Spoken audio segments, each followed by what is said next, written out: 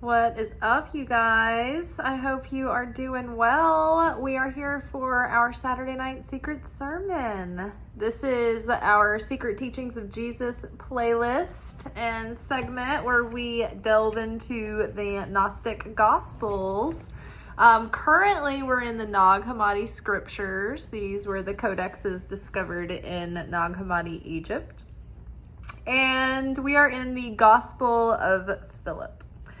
So if you go to my channel and subscribe, you will see that there is a playlist entitled Secret Teachings of Jesus. There's a playlist, I think, called Secrets of the Psalms and one called Secret Bible Teachings. So that is where you will find like all of my scripture related content. As far as the Gnostic Gospels, I've always been really interested in reading like all of these other documents and things found that weren't included in the Bible. And so, I didn't know when I'd have time to do it. So I thought, well, why not just make it a segment that we do together? And so it's like our little reading time, study time. So yeah, super excited. People really love this playlist, and I love it myself. So it's probably my favorite thing to do out of the week, which in fact, I'm cooking up schemes on starting a second channel. Bear with me. I'm not sure how long this is going to take to birth, but I wanted to make a channel that is more organized and easier for finding specific wisdom and specific content and maybe like specific advice about specific issues. If you guys have like questions and things that you are, wrestling with on this channel, then you can ask questions or leave comments. And then that is a channel where I will have, I think, more space to just directly answer questions and talk on subjects and things. So it'll be like evergreen education, spiritual insight, and all of that. But one of you have recently been leaving me some really in-depth comments about your process and what's going on. And so I mentioned to you recently in the comments that I was going to make a video about your specific issue. And so the more of the things that you've thrown in recently have given me a little bit more insight into your situation. So I will let you know when I get that video made for you. All right, let's get going. So basically, I'm going to read you this passage, and then we'll read it a couple of times until it's making sense, and then we'll unpack it line for line, and I'll give you guys the downloads that I am getting. Now, one thing that's I find really interesting about our portions through the Gospel of Philip. So the Gospel of Philip is like this collection of these individual portions of text, and the text itself is very cryptic. It's esoteric. A lot of the things are just like isolated ideas that were talked about by like Jesus and John the Baptist. And so it's almost like finding someone's notebook and finding all of the things that were coming through to them. And, but not fully fleshed out thoughts, or even these notes themselves make for great meditations. But it kind of does feel like you're reading someone's journal of like their writing ideas, and they're like, okay, kind of writing out these blocks of thought and revelation. A lot of this is encoded language. And it is language that is used throughout the scripture, and it's language that comes up a lot in studying through the Zohar, through the Torah, through the Zohar. But what I was going to get at earlier was that what's interesting is that every week there is a corresponding Torah portion that is read through the week. And this happens throughout the whole year. The whole year is like a 365-day cycle. And there are Torah readings that are assigned to each day. And these are basically revelations of light and wisdom and support that the soul needs on that day every year during our cyclical attempts at correction, soul correction. So the Zohar commentary on the Torah is like the deepest, most spiritual, metaphysical interpretation of the Torah. Now, you guys remember recently when we were reading the inner and the outer and some of the other portions over the last few weeks, we learned that the people who view the Torah and take it at face value as like a material, just like this, they stop at the story they're reading, they were rebuked as fools. And so it was saying that the wise man and the person who has the living word within them sees that it's not the clothing of the Torah, it's not these surface level stories that we're reading, but it is the depths underneath the story, the soul of the Torah that is important. It's just like not seeing a person's clothes and thinking that that is like the whole person, or like judging that person on just their clothing or their appearance.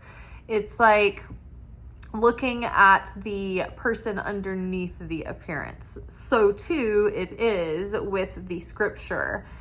Particularly with the Torah, and I would say the prophecies and the writings. It's like if you're just reading what you are reading off the page and you're reading these historical stories, you're probably like, why are they telling us this? Like, and why is this detail important? And why don't they talk more about this? And is this really, are they suggesting that this is how we behave? Is this like a cautionary tale? Like, what's the significance? It's like, it's so confusing when you read it as if there's something that we're supposed to draw from these people, from their example of the way they live, because a lot of times it's pretty controversial stuff here. But what's going on is that these people are like, they represent things. They're symbolic. The animals, the scenes around them. Everything is layered and it's coded and there's an intrinsic message underneath what we're reading on the surface. So once you start looking at the scriptures and most of the sacred writings around the scriptures and in them, you will see that you should always be interpreting it on 4 different levels. There's like 4 different depths, and the deepest depth is the spiritual level. So circling back, every week there is a Torah portion that is read that is like, prepares us on this cycle every year to attempt to correct our soul and go through this process. And it's so funny because the weekly portions don't come out until Sunday, at least through my, like the Kabbalah Center where I study through these things. And like I follow a bunch of different rabbis on social media, and like they talk about the Torah portions of the week too. And it's like nobody talks about it till Sunday. That's when the week starts. But it's so funny because on Saturday night at midnight, it shifts into Sunday. And all the time I've noticed that the portion of Philip that'll grab me that I'll read to you guys ends up like totally paralleling with the energy of the week. So crazy. So that whole conversation about how we interpret the Torah, seeing that it's a code for how we, go through the process of life, how we meet that in an awakened way, like an active player, how we understand the significance of that, how that awakens our soul, and how we participate with that.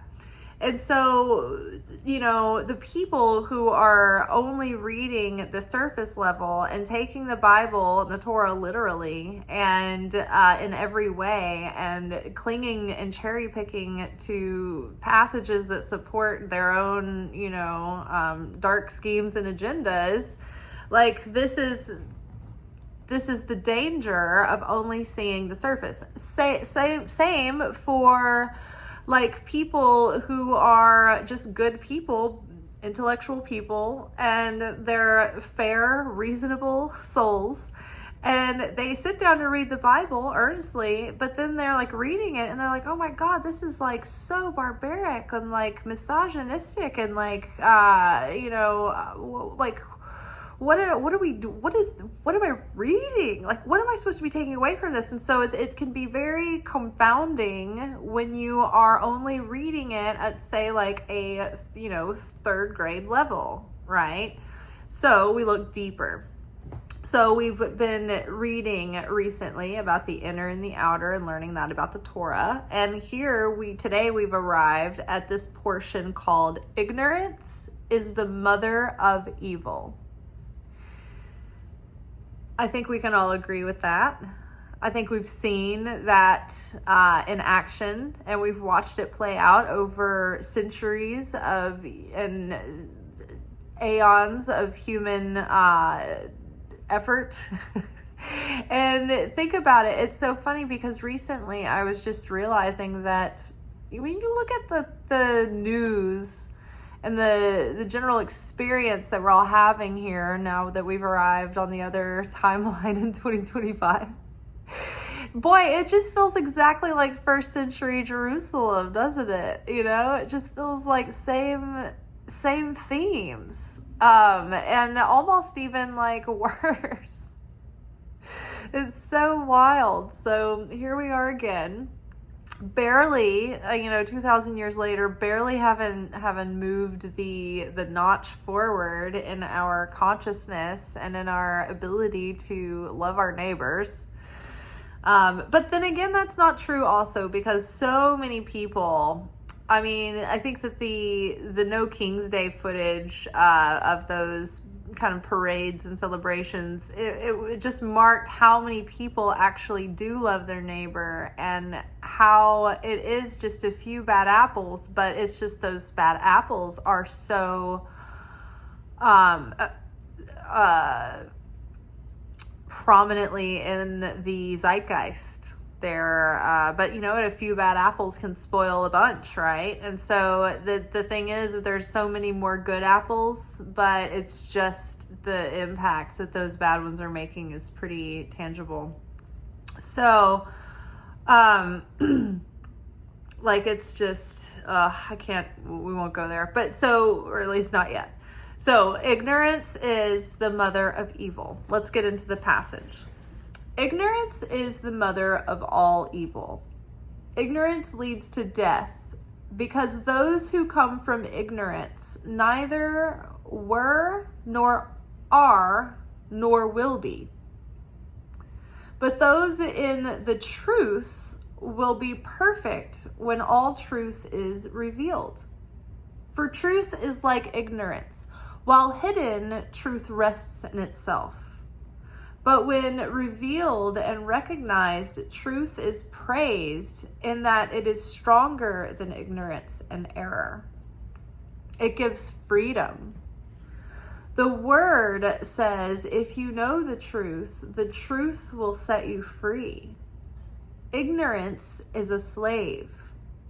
Knowledge is freedom. If we know the truth, we shall find the fruit of truth within us.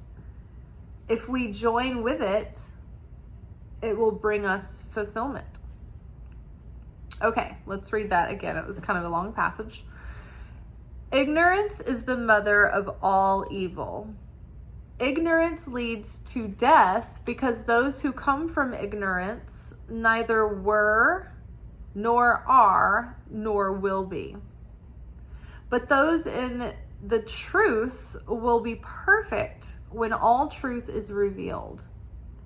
For truth is like ignorance. While hidden, truth rests in itself. But when revealed and recognized, truth is praised in that it is stronger than ignorance and error.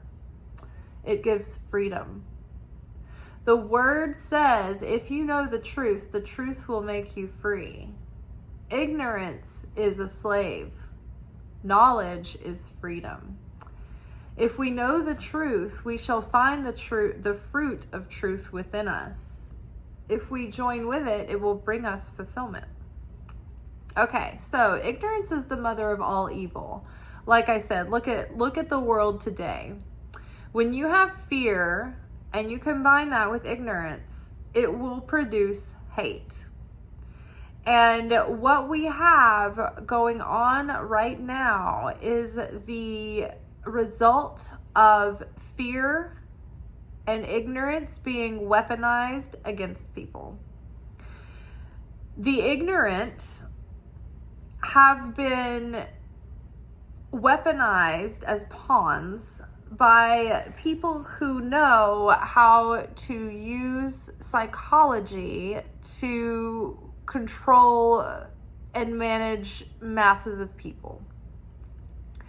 And so when you are faced with your own shortcomings and life has not given you lemonade, and you can't accept your own shortcomings, then you look for a weak person looks for someone to blame and for them to point the finger at, to take the distraction off of their own sorrow, regret, guilt, and remorse. So the shame of it all and the unpleasantness and the inability to sit with that discomfort causes people in their own hatred and ignorance, or in their own ignorance and fear, to look for something to empower themselves and to alleviate that discomfort and to find a sense of empowerment and grandiosity again. And so in the attempt to satiate that desire, they look to see who they can blame, who they can scapegoat. You know, it's like, oh, well, I'm going to blame this on that issue, you know, coming up with excuses, but it's like to the extreme to where it's like you're projecting all of your hostility into some, like a direction on an innocent target. So historically, like, tyrannical would-be like emperor types have, and then like marketing and big marketing has used that same tactic to weaponize people's frustration, weaponize their anger. And when you can tell someone, I see how you feel and it's totally valid, and they lift you up, and then they're like, you know what, whose fault it really is, and they empower you with something you've been looking for, which is a scapegoat. It's a someone to blame, a whipping boy, right?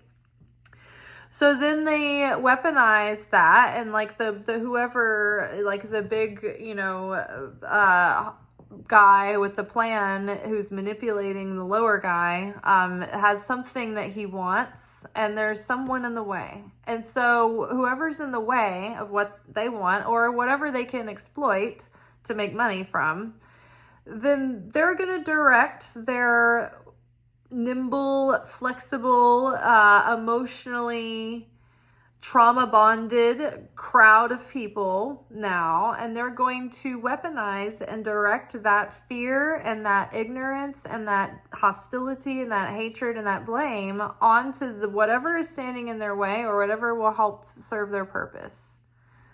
So if you are not self-aware and you are not awakened to the energy underneath things and the motives that people might have, and just not even like, just to be even awakened to the level where you ask questions, right?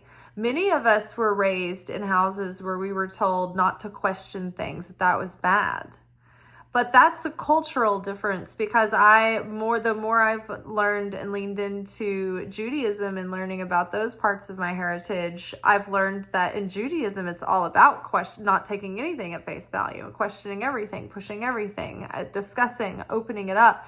And it's not because you don't trust, or that you're you're in denial or that you're in rebellion against what you're learning, it's because you want to penetrate deeper to understand truly. So, ignorance is the mother of all evil. When you think about prejudices and biases and racism, this happens when you're not exposed to people of other ethnicities and income levels. It's like the people that I was so lucky to work in film and to work in restaurants and things throughout my life, because I've been able to meet and work with hundreds, maybe thousands of people.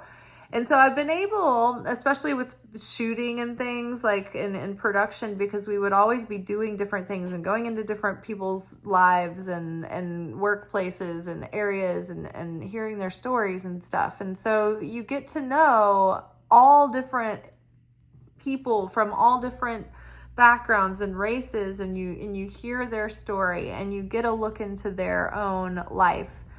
And that's what helps you. And then beyond that, I did travel some, in my younger years. And so when you do that, you open yourself up to understanding and appreciating that all of our differences, but ultimately all of our sameness. We're all the same. We're all just trying to get everybody fed every day, and hopefully realize some level of our dreams at some point, find purpose, take care of the people we love. We're all doing the same thing, the same routine. We have the same groups and clusters of characters that surround all of us. We're just repeats all over the world. And we have different flesh suits that look a little different, but ultimately we're all the same, other than just flavors, cultural, nuances. And that's the part that makes us so amazing and different, and it gives us so much variety. But there's, religious differences and geographical differences and, customary differences and all kinds of wonderful differences that could be celebrated and appreciated.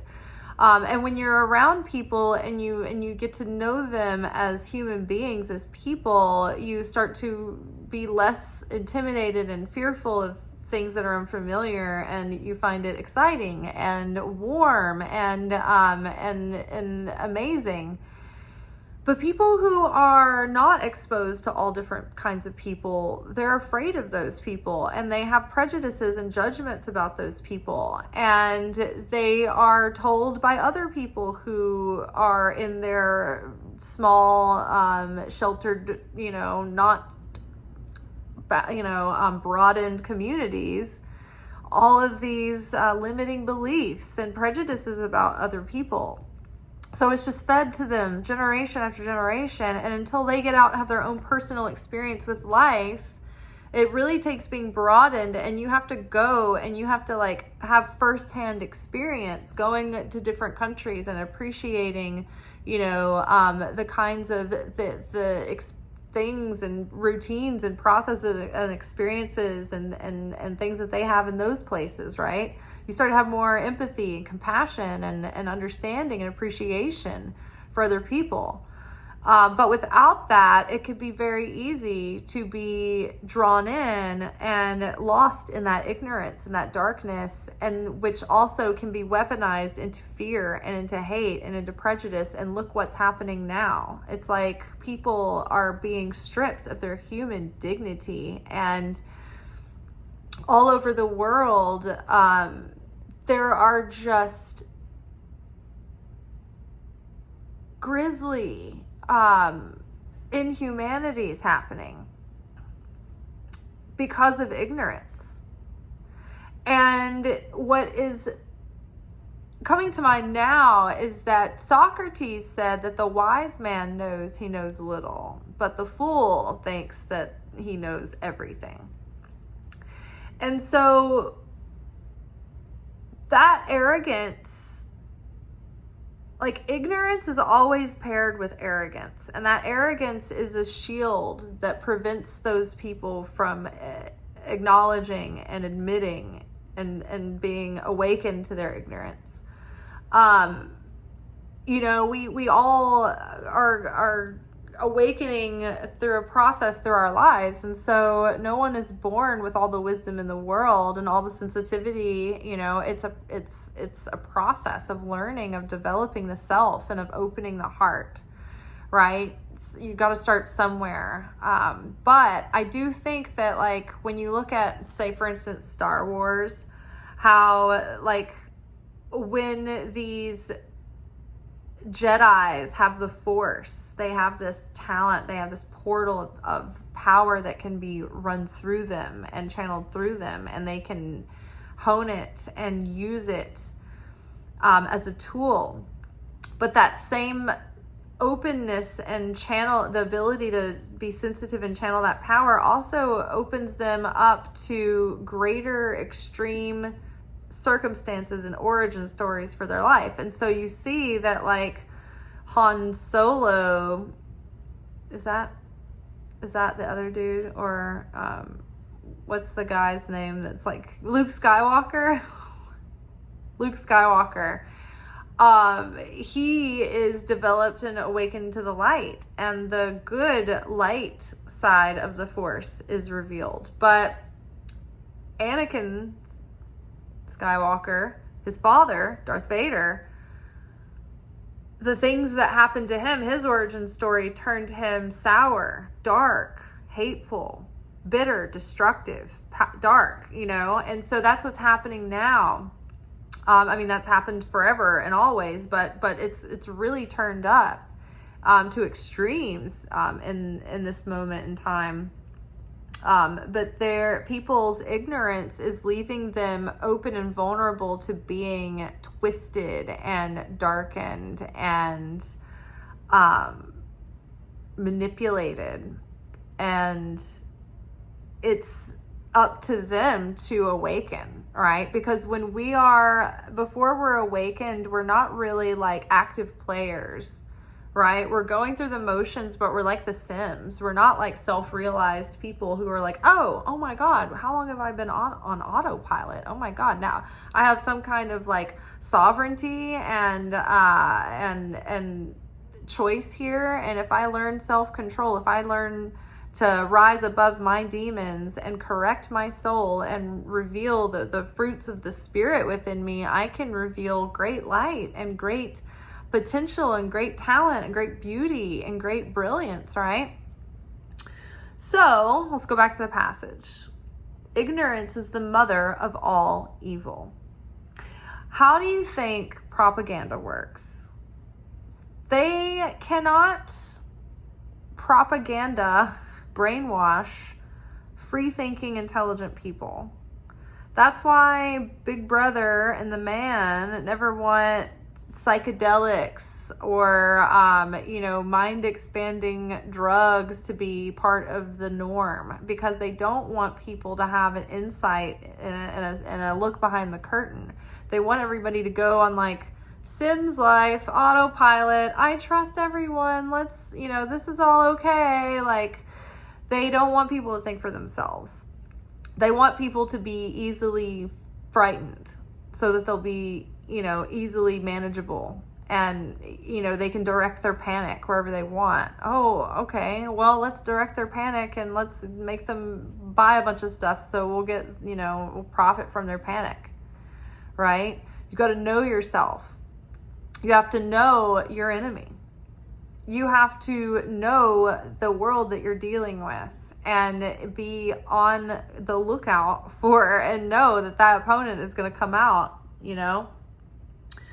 and come out from within and come out from the outside. So ignorance is the mother of all evil. So basically what we have happening right now is that people have been lazy. They haven't sought out their own relationship, like a personal relationship with God, and they haven't sought out a deeper understanding of Scripture based on what's coming through their own understanding, or even cross-referencing that with other sources. They're being spoon-fed what an agenda has collectively decided to give them, depending on what denomination they're in or what circles or what religion. But when you get extreme groups happening, especially when they take religious doctrine and they weaponize that doctrine and they use it to manipulate people with, because they are like, well, these are pretty much good people, so if I can weaponize their dark side and I can also manipulate them with religious fear and spiritual dread, then I've got them by the balls. And so this is how religious extremism happens. And this is how it happens that people feel like they want to get sucked into that. It's like, it's not necessarily their outward hate for people. Sometimes it's their ignorance for their own origins of what the roots of where they come from, the roots of where their beliefs come from.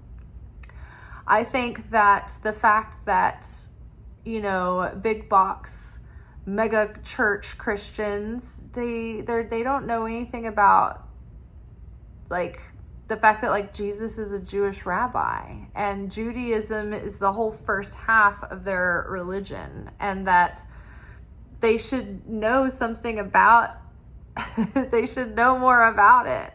They should know more about the Hebrew language and the nature of it, and know more about what the Old Testament really is, because otherwise it's they're spreading the people who are cunning are using religion to spread an agenda.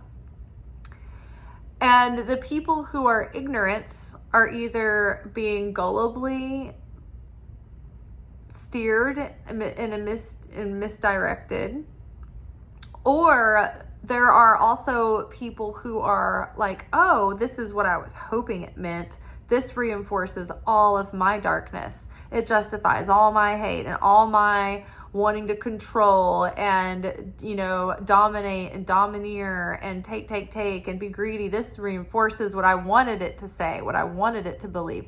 So it's like they are avoiding the real truth and they're choosing ignorance, and it's breeding evil and waste and death and destruction. As well as the fact that there are two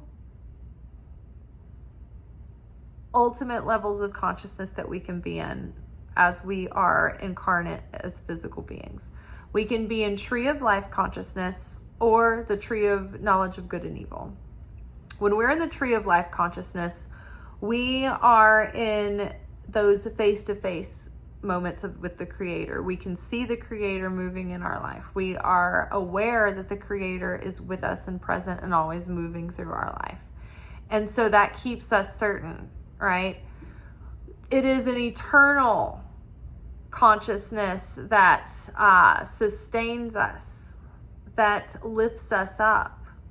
But when we are in tree of life consciousness, when we are in the tree of life consciousness, we are in total unity with the Creator. We are in that full remembrance of our connection and our protection, and He's our source and our true nature and our identity. We remember it all, and we're in total connection with the Creator and in bliss and fulfillment. However, we're not in that perfected state in this material realm. We can get there in moments, but it's not like our normal state where it was in the realm of paradise. And so in this realm, we are in the realm of the consciousness of the tree of knowledge of good and evil, where it introduced pain, death, and suffering in the world. And so when we are in this dichotomy between good and evil, this world, it's like this world of pain, death, and suffering. It comes with an expiration date. It kills us, and the darkness starts to decay us and rot us faster. So it always leads to destruction and death, right? So ignorance is the mother of all evil. Ignorance leads to death. Oh, and so with propaganda, people start to believe propaganda because they don't listen, they don't like research further. They don't ask more questions. They just let the basic loudest voice tell them what to think, and then they just let themselves become indoctrinated. But the people who are intelligent, they ask questions. They don't just take somebody's word for it, right? They can think for themselves. They are not as easily brainwashed with propaganda. So it's usually the ignorant people that fall into it first. And and they're targeted, and it's not even always with political propaganda and war and things like that. Sometimes it's about like marketing. Like ignorant people get sucked into like marketing so easily, right? So it's like it can be really weaponized against you. So ignorance is the mother of all evil. Ignorance leads to death, because those who come from ignorance neither were, nor are, nor will be. Now, this level of ignorance has to do with people who they don't understand the depths of the Torah. They just read it at surface level. Even people who don't understand that there's an intrinsic unseen realm, an unseen world. It's even bigger and more powerful than this one. And this is the small world. This is the result of the unseen realm. So they don't know the truth of the Bible. It's not like an alive word and knowledge within them. Like even throughout my life, before I read wisdom off pages, it would come to me from within myself. Like that part of me is awake and alert. And it's not so with everyone. And people can get turned on and come online, right? But it doesn't necessarily happen with all people, and like I knew this dude who was like so into theology and like studying and stuff, but the impression that I always got from him was that when it came down to it, like I was like, does he even believe in faith? Like, would he believe in miracles? He's like was so material. He was so like surface level and literal, and it didn't have any life within him. So those who come from ignorance neither were, nor are, nor will be. So they come from ignorance. They haven't been awakened yet. They're not fully realized as far as like understanding, oh, I'm a soul, I'm a spirit. I'm not just my thoughts. I am a separate entity from my thoughts, and I can become awakened, and I can choose the consciousness and the person that I want to become, right? That is a soul that is awakened, right? But the ones they're talking about, they're not awakened. They just go through the motions of life, and they never see deeper, and they never see the deeper meaning. It's all surface. So those people neither were, nor are, nor will be. They don't have that spirit awakened within them. It's not activated. But those in the truth will be perfect when all truth is revealed. But those in the truth, or in the, where is this? But those in the truth will be perfect when all truth is revealed. So what we were saying earlier, the tree of life consciousness puts us in a perfected state of complete union with the Creator, right? And so as we have moments of truth that are revealed to us, it's like, oh, wow, eureka. We have, breakthroughs, right? And we have moments that we're like, oh, wow. And then we're in the flow and we're connected. But those don't last all the time. They're like, we have a broken signal. We're in and out, we're in and out, in and out. But for those while hidden, the truth, okay, wait, hold on. But those in the truth will be perfect when all truth is revealed. So in the meantime, the truth is like seeds that are planted within us, and they're growing, and things are coming forth in stages, right? But when we have that total connection with the Creator, when we are in perfection, say, there's like a spiritual union that we can attain, which is like that moment of nirvana, of enlightenment. But also when we leave this body and we are back into our non-physical state, right? When we return to Christ, all the truth is revealed to us, and we realize everything is realized, right? It's like that enlightenment. When Jesus, in the Pistis Sophia, when Jesus is coming back to talk to the disciples after his resurrection, he like comes back to them in like this light body for 11 years. And he talks to them about things and gives them like deeper revelation. So like when he was talking to them throughout his ministry and his mission, he's basically giving these outer teachings that are even confusing to people, even in their simplicity. But there were all these deeper inner teachings, and about, you know, the realms and the soul and and all the deeper mystical processes that Jesus wanted to start, you know, sharing with them. So at one point, like even through the Gospels, they're always like talking about how confused they are. And he's like, one day you'll understand. One day you will be like, I'll give you this like ability to like be awakened, and you'll have the full fulfillment, and you'll have the full realization, and you'll understand all of it. And you will be so ecstatic. But you know, it's like, it wasn't, they hadn't had that moment yet.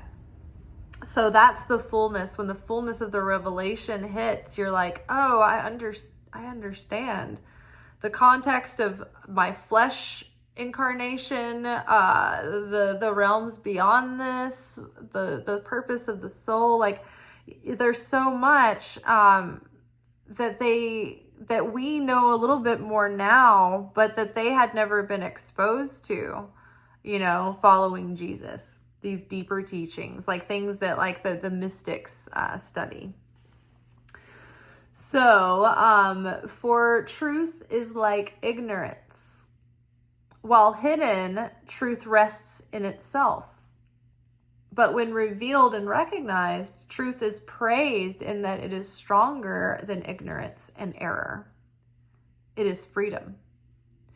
So it is recognized that truth is stronger. When truth is like lying dormant, it's there, like the seed's planted, but it needs to be revealed, right? And until it's revealed, it's like when you are looking for some advice, right? Say you're hung up on somebody that's just got their hooks in you. And you're watching all of these like relationship advice videos, trying to get yourself unhooked from them.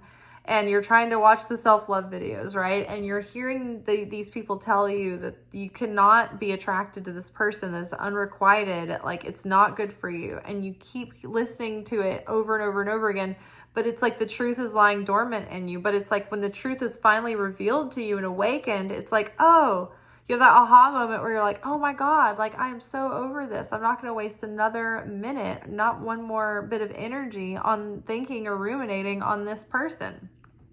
See what I'm saying? Like the truth can be there, but it like until it like really clicks and you have like an aha or a breakthrough or a realization or a revelation, sometimes the truth, it's like you can circle around it, you can try, but it's not getting in. And then finally when it does, you're like, oh my gosh, this is so liberating. It completely frees me from the old way that I was just perceiving everything, the tunnel vision I was in. This completely frees me from that. Like I give this example sometimes that someone from the Kabbalah Center had started doing Shabbat dinners on Friday nights at their college.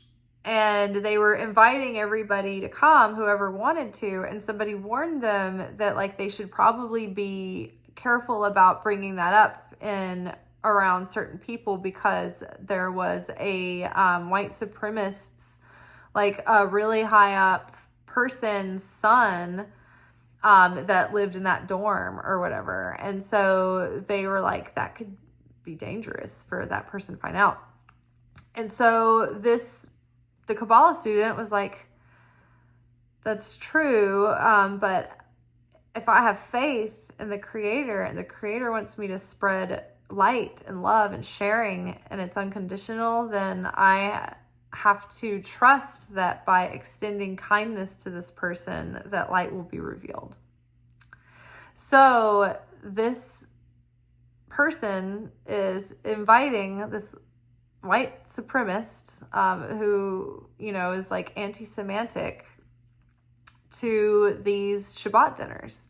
And at first they didn't come, but then eventually they did come to a dinner. And it was like they were sharing, like at the dinner they had, you know, the traditional Shabbat things, but they were also sharing consciousness, and it was like super positive. But the person came and really enjoyed it and felt like warmth and welcomed, and like started coming back again and again and again. And through those dinners, through those invitations, that person who was raised in an environment of propaganda, bigotry, brainwashing, hatred, prejudice, they got their own firsthand experience. And that truth set them free from that thinking, and that the weight of the negativity, the toxicity of hostility and hatred. It feels horrible to carry that around. It's miserable. It's a miserable way to live. It's like torment of the soul and the body. It's awful. That's why people get twisted and they start looking like freaks after they hate for like it's like their freaking job. They start to look just grotesque. It decays people. It's death. It's evil. It twists you. Ignorance is the mother of evil. Ignorance is the mother of all evil. Ignorance leads to death, because those who come from ignorance neither were, nor are, nor will be. But those in the truth will be perfect when all the truth is revealed. It's like when they say we'll be perfect when all truth is revealed, it's like you'll remember the fullness of your spirit and the perfection that you already are. It's like it'll come back like memory, like a memory that you lost, that you suddenly you're like, oh, now I remember. Oh, what was I doing?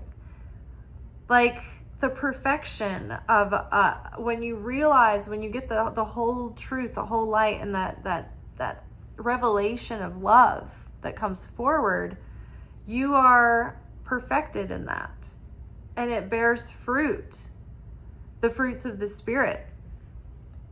For truth is like ignorance. While hidden, truth rests in itself. But when revealed and recognized, truth is praised in that it is stronger than ignorance and error. It gives freedom. The word, or the gospel, or the gnosis, the gnosis. The word says, if you know the truth will make you free. Ignorance is a slave. Knowledge, gnosis specifically, the wisdom hidden within the scriptures, the soul of the Torah, the Logos, the living word.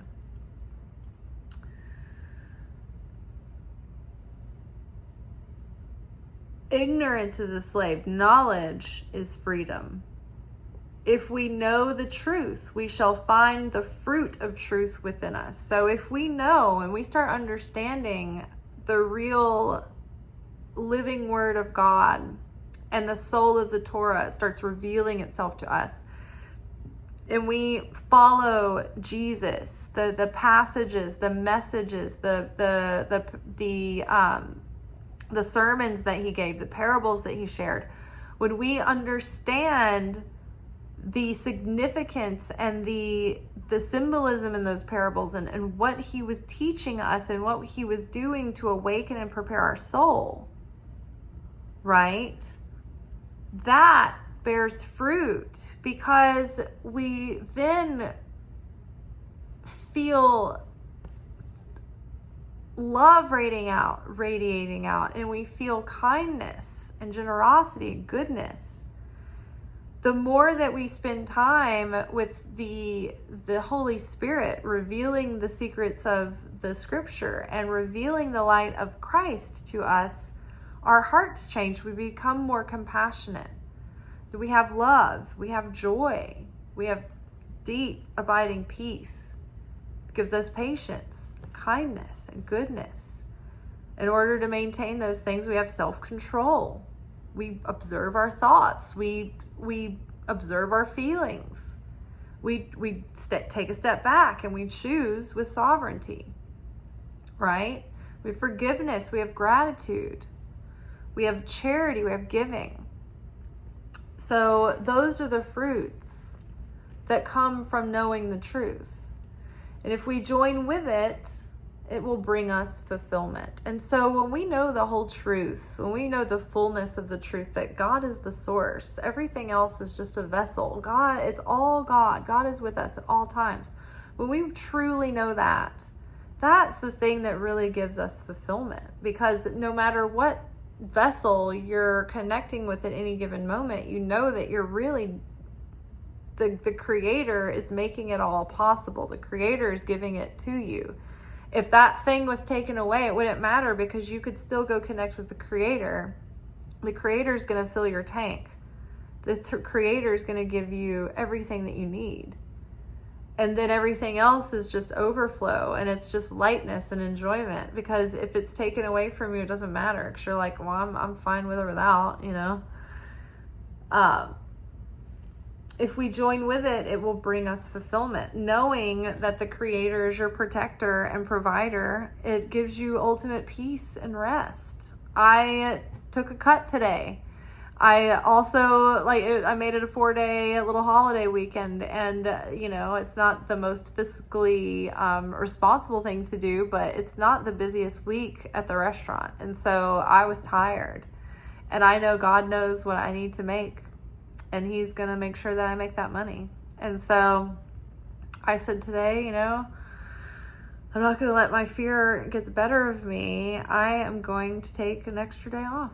And I'm going to cook, and I'm going to do Shabbat, and I'm going to, be with the Creator and take it easy and trust, and it's been a beautiful day. All right, let's read this passage one more time and then we're done. Ignorance is the mother of evil. Ignorance is the mother of all evil. Ignorance leads to death, because those who come from ignorance neither were, nor are, nor will be. But those in the truth will be perfect when all truth is revealed. For truth is like ignorance. While hidden, truth rests in itself. But when revealed and recognized, truth is praised in that it is stronger than ignorance and error. It gives freedom. The word says, if you know the truth will make you free. Ignorance is a slave.